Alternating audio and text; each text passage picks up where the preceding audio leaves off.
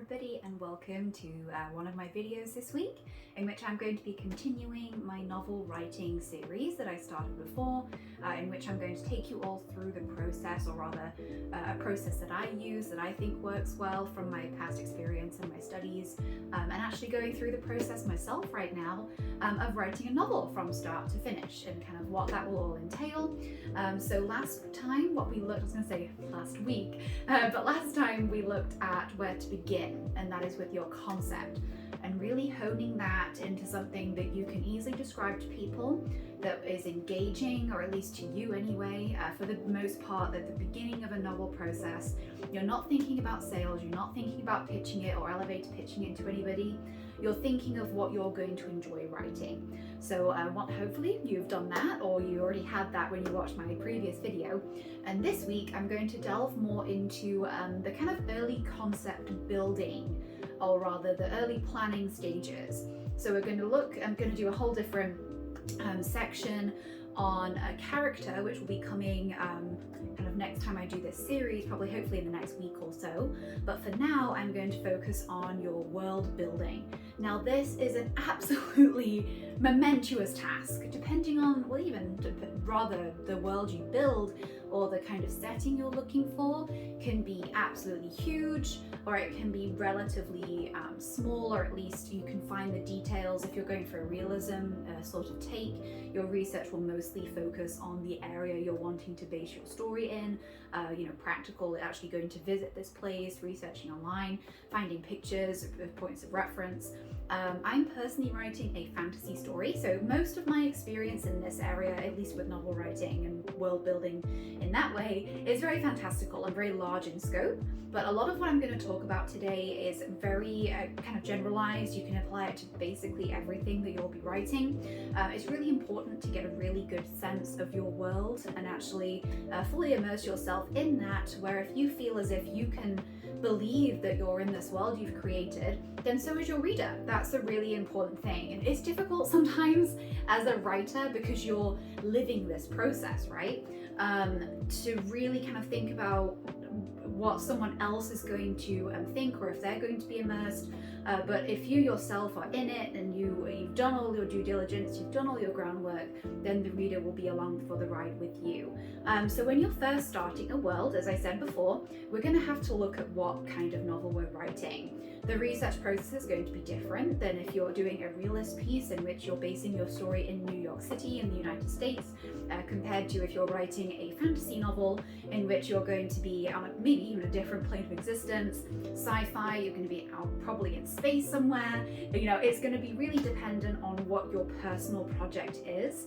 But the general start is the same. So you have your concept, and then from there, you're going to think about, okay, what is my basis? What is my world that I'm going to build around this concept? So I'm going to be talking about my own novel, since I have that as a point of reference here. So my concept originally was that I wanted to merge a fantasy medieval kind of setting in which adventurers, kind of somewhat Dungeons and Dragons-esque, in which adventurers are heralded as these wonderful, amazing heroes and perfect, pinnacle of society. But then the underbelly, the normal life even, is horrifically riddled with crime. And so my main character, Vance, wants to become a self-titled detective that he'd read somewhere in a book in his various trips to the library, to clean up his own city and to make it a safer place, and to cut down on all the crime that's just wantonly allowed to happen due to no real regulation on that. And so for me, that's my kind of, I guess, smallish concept. I say ish because it's not entirely my small concept. And from there I started thinking, okay, so my world is going to encapsulate that, and it's got to be weaved into every fabric of not only my characters, but kind of everything around it, to where the reader is actually involved in this world with me, or rather with my characters. So I actually started with so yeah, let's try that again, shall we? And so I knew in this case that my world would be almost the most important, due to it being a fantasy setting and the suspension of disbelief being very important in those kinds of works. So I really started to focus on a larger view. First of all, I wanted to get a map done. And it's, I mean, in Tolkien's words, he obviously had a language to start with before he started building Middle Earth, but one of the first things he made was a map. And it really depends on what kind of person you are, but with a fantasy world especially, having something tangible that you can look at and build in is really helpful, because you're really out there. You know, you have like an idea of what you want to portray, but without seeing it on paper or, you know, metaphorical if you've got a Photoshop application, it's really difficult to start building the elements of realism that is kind of needed in fantasy to make sure that it is believable by your audience, by your readers, you know, film, etc. So that's kind of where I started. So I sketched a really crude map, and that's kind of why I like having a writing journal. I think I mentioned it last time, in which there are a lot more specific things in here, various prompts and things and areas that I like to have like an outline for. So let's get to my really terribly drawn map. So that is my continent. Okay. So this is, you might not be able to see, it's a little bit penciled, but this is where I started. I sketched out a really terrible map and started to place my various locations as I started thinking of them and what and how they would be built. So in this case, my kingdom is located on a single kind of small continent or large island, however you'd like to look at that. And geography terms aside, it's just basically a relatively isolated location. So there is complete wildlands above a very flourishing kingdom. Well, it's mainly the capital city which is flourishing. The rest is very much an agricultural situation.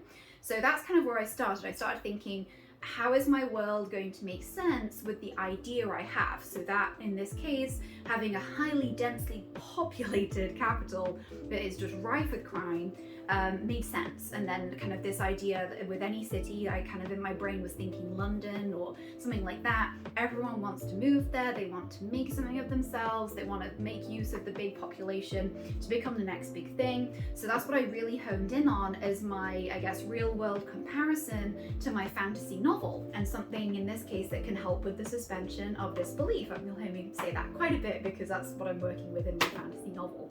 So even if you're looking at real life situations, even if you're not going to be using a city as your location, maybe you're going for a small town, you really want to think about the feel of a small town, the kinds of people that live there or might live there, obviously, and you just generally want to kind of do your research first. In my case, I looked at like a real life comparison. A sci-fi even can go for the same thing. If you want to go for a lawless outerlands planet, then you need to start thinking about areas in which you can relate to as a writer, so you can actually write that in a believable fashion. So you kind of start kind of honing in from this big world that you might be thinking of, start bringing it in increment by increment to where you can accurately portray it in the written word that you're going for. So in this case, obviously I started with a very terrible sketch of a map, and as I started delving into the sort of world I wanted for my concept to make sense, then I was able to start putting little dots on it to depict where my capital city would be, where kind of what else was in the big landscape there. A lot of, as I said, farmland. There's like a special area in which crops grow really well. The names and things for me always come quite a bit later than my sketching and planning and things like that.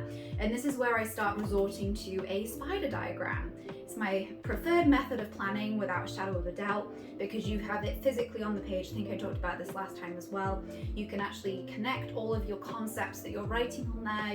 Your brain can go off in any which direction, and it for me personally helps me plan out things that I might not have thought about before, because I just let my brain keep going with it. Even if I don't use it, it's starting the process of really opening my imagination up to then start, okay, well, this is all the way out there, Amy, you don't need that right now. Let's bring it back to your main point here. But that whole creative process is really good if you have a different method of doing your planning. A lot of people like bullet points. They kind of do, I've seen a lot of people write things on post-it notes and various different loose pieces of paper and start sticking them together as they go through the concepts in their mind, then that's also perfectly fine. But you want that kind of big picture to start being able to hone your world in to being, an actual existing world. So you kind of start big and you start thinking about what is the overall feeling I want from this world. How big am I going? Am I focusing small first and going big picture later? Or am I going big picture into small picture? In my case, in my fantasy novel, I start with a relatively small field of vision, and then the main character figures out through the course of the book that there is a whole other world out there that he has no idea about. So that, again, you need to think about when you're actually planning your world, because that will really guide where you put most of your time.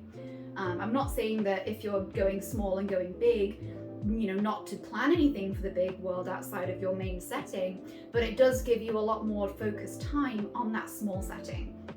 And you can build up on the big thing later. For example, right now I have everything really planned for my kind of small section, as it were, for where Vance, my main character, is based. But for my larger worldview, I don't have anywhere near as much planned, and that is okay. You don't have to have everything planned out to a T in order to start writing a novel. It just really helps to have a good idea of where you're going, how you're getting there. At least, if when you start, things may change. As you write, you may realize, I can't do that because of this thing I've already put in. So therefore, your kind of journey will change, and that is perfectly okay.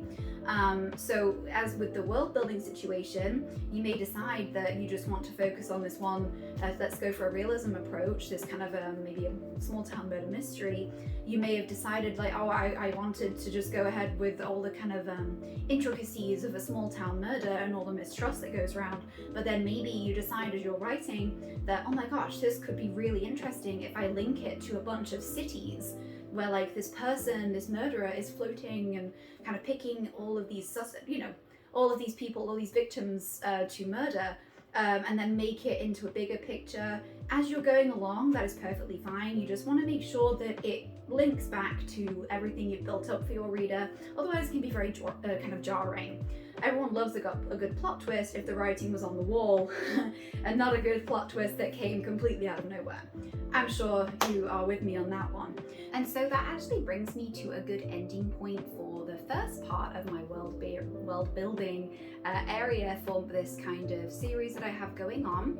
I kind of realized there is just so much to world building that I could be here all day, and that is no problem, but I bet that you guys out there would prefer more bite-sized pieces of information. So in this case, obviously just to recap, you want to start with your big picture, even if you've got a very small setting in mind for your novel or short story, etc. We're going for novel here today. And then you want to start kind of honing it down to where it is believable.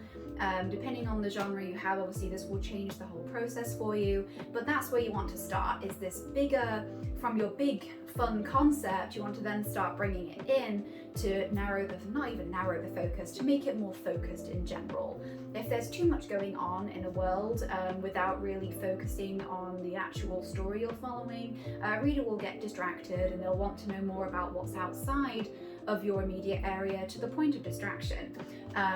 It's good if the reader wants to know what else is in your world that you've built meticulously over multiple weeks or hours and days, but you really want to have them focused on the plot, on the story, on your concept, where the novel is going, kind of more so than what is outside, unless that's your purpose. But you really, if you build what is going to be there for the reader, at least at the beginning, that's where you want to focus most of your time in the beginning of the world building process. You want to focus on that town, that city, that planet, whatever it is that you're going for, first and foremost, and kind of building the kind of area that it is. Is it obviously metropolis? Are we talking complete outlands, Wild West sort of situation, outlaw territory, whatever it might be? You want to focus on those kind of more out there concepts first, build up an image in your brain, and then start kind of focusing in on the finer points that I'll go into in my next video, such as government systems,